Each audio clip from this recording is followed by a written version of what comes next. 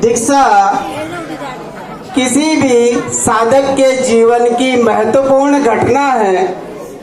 दीक्षा से ही साधना की वास्तविकता पूरी होती है।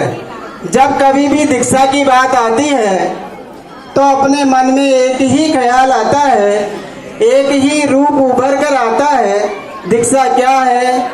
किसी भी साधक या वैरागी को किसी गुरु के द्वारा मंच पर संस्कारित किया जाना, उनके वस्त्र आदि का परित्याग करना और केश लोच करना, उसके बाद पीछी कमंडल हाथ में आ जाना, और यही दीक्षा मान ली जाती है। लेकिन ये दीक्षा का केवल बाहरी स्वरूप है, दीक्षा का भीतरी स्वरूप अलग है। दीक्षा ये बाहरी दीक्षा है जो सबको देखने में आती है, लेकिन भीतरी दीक्षा को साधक केवल खुद ही देख पाता है।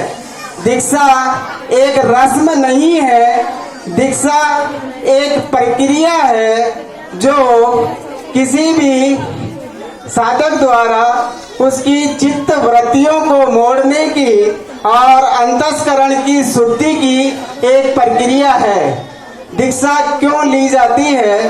दीक्षा क्यों किसी भी वैराग्य के द्वारा अपने आप को पाने की इच्छा, अपने आप को पाने की जो प्रबल इच्छा होती है, इसीलिए दीक्षा ली जाती है। अपने आप को पाना, दुखों से मुक्ति पाना, ये दीक्षा का स्वरूप है। अपने आप को पाना है तो अपनी चित्त वृत्तियों को मोड़ना है, अपने अंतस्करण को शुद्ध करना है। दीक्षा वैराग्य से अभिप्रेरित होकर ही दीक्षा ली जाती है और वही दीक्षा सार्थक हो पाती है।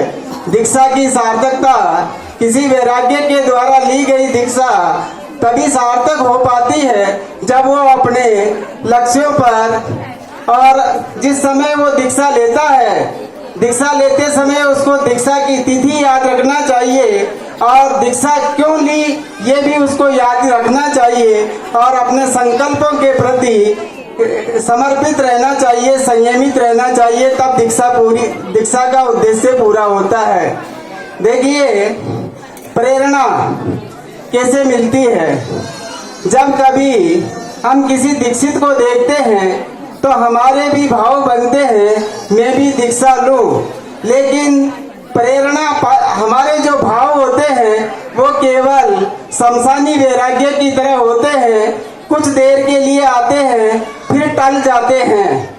प्रेरित हो, किसी दूसरे के द्वारा प्रेरित होना और प्रेरणा पाना, इन दोनों में बहुत बड़ा अंतर है। तो दीक्षा अपने स्वयं के प्रेरणा से होनी चाहिए।